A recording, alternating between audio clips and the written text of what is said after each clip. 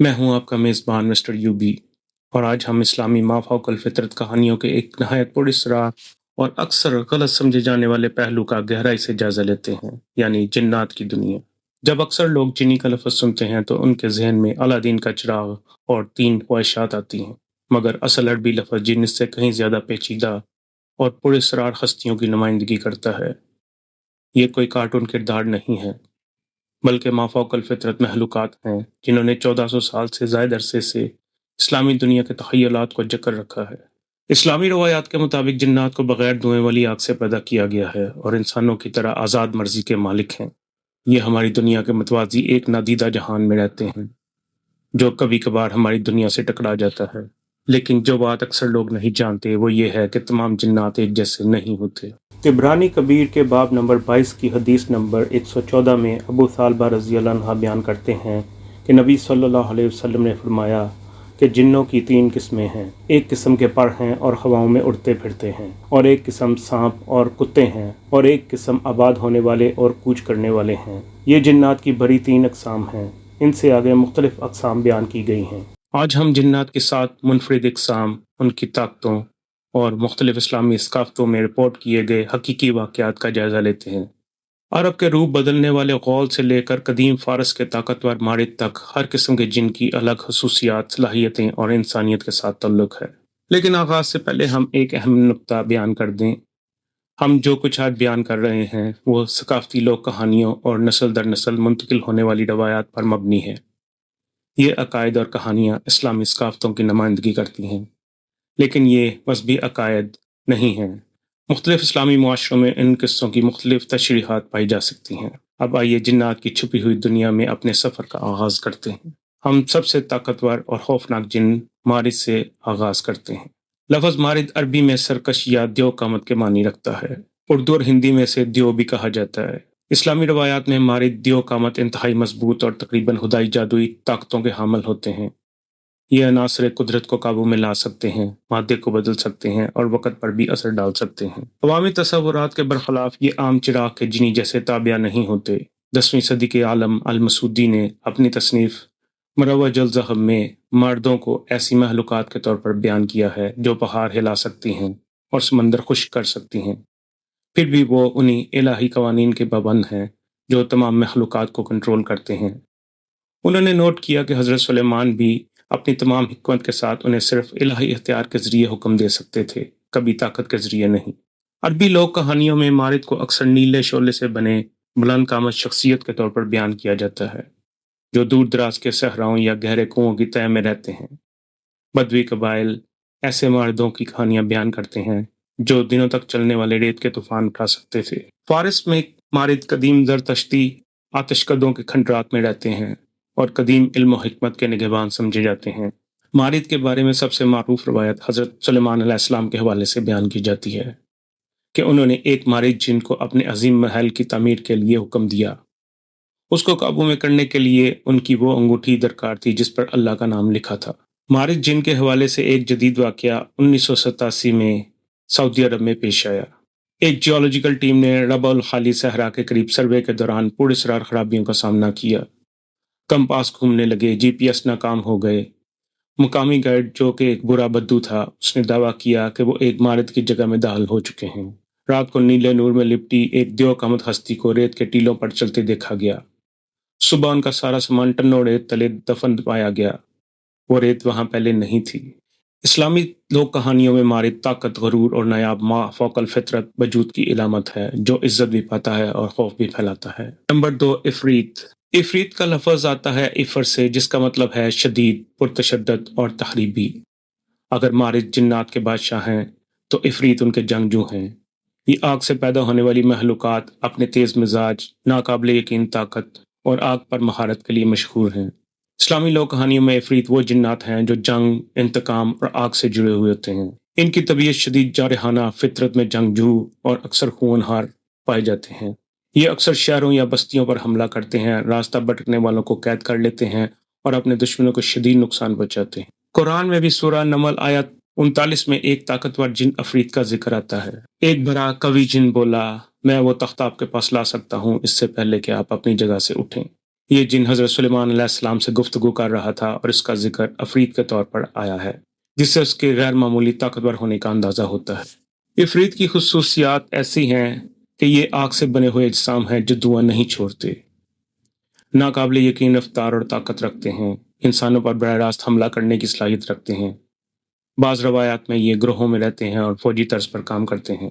عفریت کی علاقائی روایات میں دیکھیں تو شام اور لبنان کی روایات کے مطابق عفریت ایسے قلعہ نما کھنڈرات میں پائے جاتے ہیں جہاں کبھی خون ریز جنگیں ہوئی تھیں۔ مصر کی روایات میں اکثر عفریتی جن فرعونی قبروں کے محافظ بتائے جاتے ہیں جو نااہل مداخلت کرنے والوں کو مار ڈالتے ہیں۔ اسی زمن میں ایک جدید واقعہ 2004 میں یمن میں پیش آیا۔ ایک مقامی آثار قدیمہ ٹیم نے ایک قدیم قلعے کی کھدائی شروع کی۔ جب وہ مٹی کے نیچے دبے ایک کتبے کو کھولنے لگے تو رات کے وقت قلعے میں عجیب سرخ روشنی دیکھی گئی۔ ایک مزدور نے بتایا کہ اس نے ایک دیو کا متسایہ دیکھا جو زمین سے نکلا اور فضا میں آگ کے شعلے چھوڑتا ہوا غائب ہو گیا۔ اس کے بعد کئی مزدور بیمار پڑ گئے اور پروجیکٹ روکنا پڑا۔ مقامی مولوی نے کہا، یہ عفریت کی جگہ ہے۔ اس نے اپنی سرزمین کی بے حرمتی پر بد دعا دی ہے۔ عفریت محض قصے کہانیوں کے کردار نہیں بلکہ اسلامی روایات میں حقیقی خطرے کا نشان سمجھے جاتے ہیں۔ یہ انسانوں سے نفرت کرتے ہیں اور جب چھیڑے جائیں تو شدید رد عمل دیتے ہیں۔ نمبر 3، غول، روپ بدلنے والے جنات۔ غول کا لفظ عربی لفظ غال سے نکلا ہے جس کا مطلب ہے چھپ کر حملہ کرنے والا یا اچانک چھین لینے والا۔ اسلامی روایات میں غول وہ جن ہیں جو انسانی روپ اختیار کرنے، مسافروں کو بھٹکانے اور لوگوں کو دھوکہ دینے میں ماہر ہوتے ہیں۔ یہ جن صحرا، جنگلات، ویران راستوں اور قبروں کے آس پاس رہنے کے لیے مشہور ہیں۔ ان کا سب سے بڑا ہتھیار روپ بدلنے کی صلاحیت ہے۔ یہ عورت، بچہ، بزرگ یا کوئی جانور بن کر سامنے آ سکتے ہیں۔ لوک روایات کے مطابق غول اکثر تنہا سفر کرنے والوں کو راستہ بلا کر کسی ایسے مقام پر لے جاتے ہیں جہاں سے واپسی ممکن نہ ہو۔ کبھی ان کا شکار گمشدہ ہو جاتا ہے تو کبھی پاگل پن کا شکار ہو جاتا ہے۔ غول کی خصوصیات ایسی ہیں کہ یہ انسانوں اور جانوروں کا روپ اختیار کرنے کی طاقت رکھتے ہیں، انسانی نفسیات اور کمزوریوں کو سمجھ کر دھوکہ دیتے ہیں، قبرستانوں اور سنسان جگہوں میں رہائش رکھتے ہیں، اپنی شناخت چھپانے کے ماہر ہوتے ہیں۔ غول کے بارے میں علاقائی روایات کے مطابق شمالی افریقہ میں غول اکثر صحرا کی بیوہ عورت کے روپ میں نظر آتا ہے جو مسافروں سے پانی مانگتی ہے۔ بر صغیر پاک و ہند کی بعض کہانیوں میں غول چڑیل یا چھلاوا کے روپ میں آتا ہے، لمبے بال، الٹی ایڑیاں اور انسانوں کو لبھانے والا چہرہ بنا کر دھوکہ دیتا ہے۔ اسی زمن میں ایک جدید واقعہ 2010 میں بلوچستان میں پیش آیا۔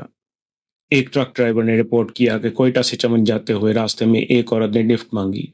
راستے بھر وہ خاموش بیٹھی رہی۔ ڈرائیور نے جب ایک چائے کے ہوٹل پر گاڑی روکی اور نیچے اترا تو دیکھا کہ عورت غائب ہو چکی تھی، مگر پیچھے اس کی نشست پر سیاہ مٹی کے نشان اور ناخنوں کے خراش موجود تھے۔ مقامی افراد نے کہا وہ غول تھی، اکثر یہاں پر مسافروں کو دھوکہ دے کر کھینچ لاتی ہے۔ غول کی طاقت جسمانی سے زیادہ نفسیاتی ہے۔ یہ انسانوں کے بھروسے، ہمدردی اور خوف کو ہتھیار بناتا ہے۔ اسلامی لوک کہانیوں میں غول اس بات کی یاد دہانی ہے کہ ہر نظر آنے والی شے ویسی نہیں جیسی وہ دکھائی دیتی ہے۔ Number 4، silat. جہاں غول جسمانی فریم میں مہارت رکھتے ہیں وہاں سیلات جذباتی اور نفسیاتی چالاکی کی ماہر ہوتی ہیں۔ یہ صرف عورتوں کی شکل میں ظاہر ہونے والی مؤنث جنات ہیں، نہایت چالاک، پرکشش اور اپنی قسم کی سب سے خطرناک مخلوق ہیں۔ سیلات نہایت دلکش اور حسین عورت کے روپ میں ظاہر ہوتی ہیں، لیکن ان کا حسن ایک اندھیرے مقصد کے لیے استعمال ہوتا ہے۔ یہ اپنے شکار کو جسمانی نقصان نہیں پہنچاتی بلکہ انسانی جذبات سے کھیلتی ہیں۔ مردوں کو پاگل پن، جنون یا بے قراری کے ذریعے تباہی تک لے جاتی ہیں، خاص طور پر ناکام محبت کے ذریعے۔ سیلات کی طاقتیں اور طریقہ واردات۔ سیلات کسی بھی مرد کو اپنے عشق میں گرفتار کر سکتی ہیں، لیکن وہ کبھی اس محبت کا جواب نہیں دیتی۔ وہ اپنے شکار کی جذباتی توانائی پر پلتی ہیں۔ ان کا عشق، ان کی بے چینی، ان کی دیوانگی اور جتنا شدید جذبہ ہوگا وہ اتنی زیادہ طاقتور ہو جائے گی۔ سیلات کی علاقائی داستانیں۔ ایرانی کہانیوں میں سیلات اکثر شاہی درباروں میں نمودار ہوتی ہیں جہاں شہزادے اور بادشاہ ان کی توجہ حاصل کرنے میں ایک دوسرے سے ٹکرا جاتے ہیں، حتیٰ کہ سلطنتیں برباد ہو جاتی ہیں۔ عرب روایات میں سیلات کو ریگستانی نخلستانوں میں دکھایا گیا ہے۔ وہ تنہا قافلے کے سالاروں اور تاجروں کو اپنے جال میں پھنساتی ہے اور پھر پورے تجارتی قافلے تباہ ہو جاتے ہیں۔ شام و لبنان کی لوک کہانیوں میں سیلات کو قدیم کھنڈرات، خاص طور پر بازنطینی گرجا گھروں اور رومی مندروں میں بسیرا کرتے ہوئے بتایا گیا ہے، جہاں وہ ان مقدس جگہوں کی روحانی توانائی سے اپنی طاقت بڑھاتی ہیں۔ اس بارے میں ایک تاریخی واقعہ 12ویں صدی میں دمشق میں پیش آیا۔ تاریخی مورخ ابن الکلاسی نے ایک پر اسرار عورت کا ذکر کیا جو دمشق کی بازاروں میں اچانک نمودار ہوئی۔ وہ اس قدر پرکشش تھی کہ شہر کے تاجر دیوانے ہو گئے اور تجارت تقریباً ختم ہو گئی۔ مرد اپنے سارے خزانے صرف اس کی توجہ حاصل کرنے میں لٹا بیٹھے۔ وہ عورت اچانک غائب ہو گئی اور اس کے پیچھے صرف بربادی، ویران دکانیں اور ٹوٹے ہوئے دل رہ گئے۔ کچھ روایت کے مطابق سلاج جنات فطری طور پر بری نہیں ہوتی، بلکہ یہ ایک لعنت زدہ مخلوق ہیں جو محبت تو جگا سکتی ہیں مگر خود کبھی وہ محبت محسوس نہیں کر سکتی۔ یہ ہمیشہ تنہا رہتی ہیں باوجود اس کے کہ ان کے ارد گرد ہمیشہ دیوانے عاشقوں کی بھیڑ ہوتی ہے۔ نمبر 6، شیطانی جنات، وسوسہ ڈالنے والے شیطان، بغاوت کرنے والے جن۔ اسلامی جنوں میں سب سے زیادہ متنازع اور خوفناک جنوں میں سے ایک شیطان ہے۔ یہ جن خدا کی مرضی کے خلاف ہو کر انسانوں کو گمراہ کرنے کی کوشش کرتے ہیں۔ اسلامی روایات میں خاص بات یہ ہے کہ ابلیس، جسے انگریزی میں سیٹن کہا جاتا ہے، ایک جن تھا جس نے اللہ کے حکم کو ماننے سے انکار کر دیا تھا جب اسے حضرت آدم علیہ السلام کے سامنے سجدہ کرنے کا کہا گیا۔ یہی وجہ ہے کہ شیطان اسلامی عقائد اور کہانی میں بہت اہم حیثیت رکھتے ہیں۔ شیاطین کی خصوصیات۔ دوسرے جنوں کے برعکس جو کبھی کبھی انسانوں کے لیے مددگار بھی ہو سکتے ہیں، شیطان تقریباً ہمیشہ بدنیتی کے حامل ہوتے ہیں۔ ان کے پاس مارد کی طرح زبردست طاقت یا غول کی طرح شکل بدلنے کی صلاحیت نہیں ہوتی۔ ان کا سب سے بڑا ہتھیار وسوسہ ہے۔ وہ انسانوں کے دل و دماغ میں شک پیدا کرتے ہیں، انہیں برے فیصلے کرنے کی ترغیب دیتے ہیں اور انسانی کمزوریوں کو بڑھاتے ہیں۔ شیاطین کی علاقائی روایات۔ عربی لوک داستانوں میں شیطان کو ماہر، چالاک اور دھوکہ باز بتایا گیا ہے، جو سیدھے طور پر کم ہی ظاہر ہوتے ہیں بلکہ خوابوں، اتفاقات اور برے اثرات کے ذریعے کام کرتے ہیں۔ فارسی روایتوں میں شیطان کو ایسے لوگ بتایا جاتا ہے جو علماء اور اولیاء کرام کو گمراہ کر کے ان کے فخر اور تکبر کو بڑھاتے ہیں۔ ترکی کی کہانیوں میں شیطان کو چڑاہوں اور ویران جگہوں کا مالک کہا جاتا ہے، جو آسان راستے اور حل پیش کرتے ہیں لیکن ان کا ہر فائدہ چھپی ہوئی قیمت کے ساتھ آتا ہے۔ جدید نظریہ۔ آج کے زمانے میں اسلامی لوک داستانوں میں شیطان کی ملاقاتیں اکثر نفسیاتی صورت میں بیان کی جاتی ہیں۔ اچانک برائی کرنے کی خواہش، نماز یا مراقبے کے دوران شک کی آوازیں، یا ایسے واقعات جو انسان کو اپنے اخلاقی راستے سے بھٹکاتے ہیں۔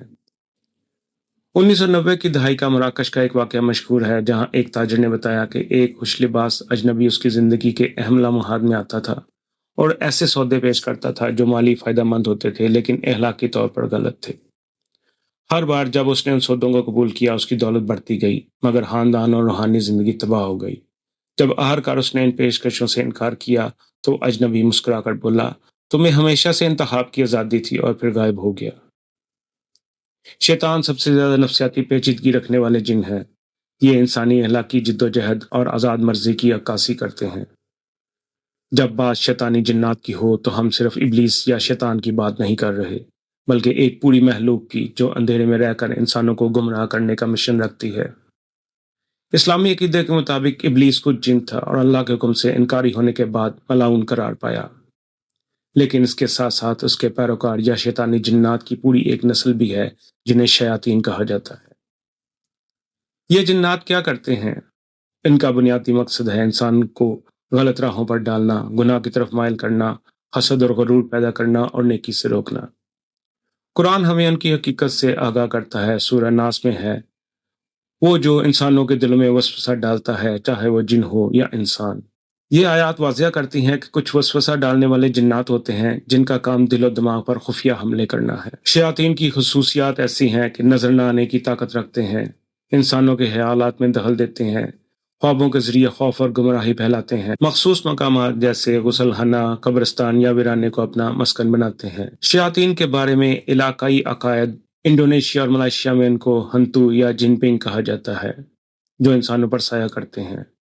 پاکستان اور بھارت میں چڑیل، پری اور بلا جیسے کردار بعض اوقات شیطانی جنات سے منسلک کیے جاتے ہیں۔ 2016 میں انڈونیشیا میں ایک واقعہ پیش آیا۔ ایک نوجوان نے بتایا کہ وہ مسلسل وسوسوں کا شکار تھا۔ وہ کہتا ہے، مجھے محسوس ہوتا تھا کہ کوئی میرے ساتھ ہے، نماز میں دھیان نہیں رہتا تھا، نیند میں بھی کسی کی سرگوشی سنائی دیتی تھی جو مجھے کہتا کہ سب فضول ہے۔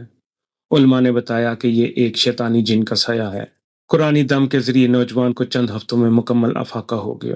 شیطانی جسمات جسمانی حملے نہیں کرتے، وہ روحانی حملہ آور ہیں۔ ان کی طاقت انسان کے دل اور دماغ کو شکار بناتی ہے۔ یہ ہمیں یاد دلاتے ہیں کہ شیطان صرف باہر نہیں بلکہ اندر بھی وسوسہ ڈال سکتا ہے۔ نمبر 7، ہن، سب سے کمزور جنات۔ ہر جن خوفناک طاقتور مخلوق نہیں ہوتا۔ ہن وہ سب سے مہربان اور کمزور قسم کے جن ہیں جنہیں اکثر عقیدے میں ایسے جانوروں سے زیادہ طاقتور نہ ہونے کے طور پر بیان کیا جاتا ہے جو عقل مند ہوتے ہیں۔ ہن انسانوں کے لیے عموماً بے ضرر ہوتے ہیں اور لوک کہانیوں میں انہیں اکثر مزاحیہ انداز میں پیش کیا جاتا ہے۔ الجھے ہوئے، آسانی سے ڈر جانے والے، اور جب مقابلہ ہوتا ہے تو لڑنے کے بجائے بھاگ جانے والے ہوتے ہیں۔ ہن کی خصوصیات: ہن عام طور پر جانوروں کی صورت میں ظاہر ہوتے ہیں۔ کتے، بلیاں، سانپ یا پرندے غول کی طرح شکل بدلنے والے نہیں ہوتے، بلکہ جانوروں کی صورت کو ترجیح دیتے ہیں اور شاذ و نادر ہی انسان کی شکل اختیار کرتے ہیں۔ وہ انسانی سرگرمیوں میں تجسس رکھتے ہیں لیکن فاصلہ بنائے رکھتے ہیں۔ ان کے بارے میں علاقائی کہانیاں مشہور ہیں۔ بدوؤں کی لوک کہانیوں میں ہن کو جنوں کے پالتو جانور کے طور پر بیان کیا جاتا ہے، جو دور سے کارواں کا پیچھا کرتے ہیں، تجسس کی وجہ سے چھوٹے چھوٹے سامان چرا لیتے ہیں یا انسانوں کی آوازیں نقل کرتے ہیں بغیر ان کا مطلب سمجھے۔ فارسی کہانیوں میں ہن کو باغات اور زرعی علاقوں میں رہنے والے بتایا جاتا ہے، جو کبھی کبھار فصلوں میں مدد کرتے ہیں لیکن زیادہ تر کسانوں کو دیکھتے رہتے ہیں۔ شمالی افریقہ کی روایات میں ہن کو پیغام رسان جن کہا جاتا ہے، جو طاقتور جنوں کے درمیان معلومات لے کر جاتے ہیں یا گشت کرتے ہیں۔ ہن کے بارے میں جدید واقعات اکثر غیر معمولی ذہین جانوروں سے ملاقاتوں جیسے لگتے ہیں۔ 2001 میں پاکستان کے ایک دیہی علاقے کی رپورٹ میں ایک ایسا کتا بیان کیا گیا جو ہر شام ایک گاؤں کے کنویں کے پاس آتا تھا۔ انسانی باتوں کو سننے جیسا لگتا تھا لیکن قریب نہیں آتا تھا۔ جب گاؤں والوں نے اسے کھانا دینے کی کوشش کی تو کھانا صبح تک غائب ہو جاتا تھا مگر کوئی نشان نہیں ملتا تھا۔ لبنان کی ایک اور کہانی میں ایک بلی بیان کی گئی ہے جو ایک خاندان کے باغ میں ظاہر ہوتی تھی۔ بچوں کو کھیلتے دیکھتی تھی لیکن جب بڑے قریب آتے تو غائب ہو جاتی تھی۔ بچے کہتے تھے کہ وہ بلی عربی سمجھتی تھی اور سوالوں پر سر ہلاتی یا ہلکا جھکاتی تھی۔ ہند ہمیں یاد دلاتے ہیں کہ جنوں کی دنیا میں صرف خوفناک دیو مالائی محلوقات اور طاقتور ہستیوں کا بسیرا نہیں، بلکہ نرم دل، متجسس محلوق بھی ہے جو پرامن طریقے سے ہمارے ساتھ دنیا بانٹتی ہے۔ الجان، سب سے پہلے پیدا ہونے والے جنات۔ ہم اپنی ویڈیو کا اختتام ایک ایسی محلوق سے کرتے ہیں جو تمام جنات کی ابتدا ہے، الجان۔ بہت سے اسلامی علماء کے مطابق یہ وہ پہلا جن تھا جسے اللہ تعالیٰ نے اپنی مشیت سے تخلیق فرمایا۔ لفظ جن بھی اسی جان سے ماخوذ ہے۔ الجان وہ محلوق ہیں جن سے جنات کا آغاز ہوا، نہایت قدیم، باحکمت اور انسانی فہم و ادراک سے بالا تر۔ الجان کی تخلیق اور مقام۔ روایات کے مطابق الجان انسانوں کی تخلیق سے بہت پہلے وجود میں آئے۔ یہ تمام دیگر جنات کی نسل کے جد امجد سمجھے جاتے ہیں اور ان کے پاس وہ حکمت اور دانائی ہے جو صدیوں کے تجربے سے حاصل ہوتی ہے۔ الجان کی خصوصیات۔ الجان کی فطرت نہ نیکی پر مبنی ہے نہ ہی بدی پر، بلکہ یہ ایک ایسی قدیم محلوق ہے جو اپنی خود ساختہ قدیم شریعت اور حکمت کے مطابق وجود رکھتی ہیں۔ یہ شاذ و نظر ہی انسانوں کے ساتھ براہ راست رابطہ کرتے ہیں اور زیادہ تر دور سے دنیا کا مشاہدہ کرتے ہیں۔ جب یہ ظاہر ہوتے ہیں تو ان کا جسم ریت اور ہوا سے بنا ہوا لگتا ہے۔ ان کے چہرے دھندلے اور غیر واضح ہوتے ہیں، جیسے وہ ہماری دنیا میں صرف جزوی طور پر موجود ہوں۔ الجان کے بارے میں علاقائی روایات۔ جزیرہ نما عرب میں کہا جاتا ہے کہ الجان صحراؤں کے انتہائی گہرے حصوں میں رہتے ہیں، ایسی جگہیں جہاں حتیٰ کہ بدو بھی جانے سے گریز کرتے ہیں۔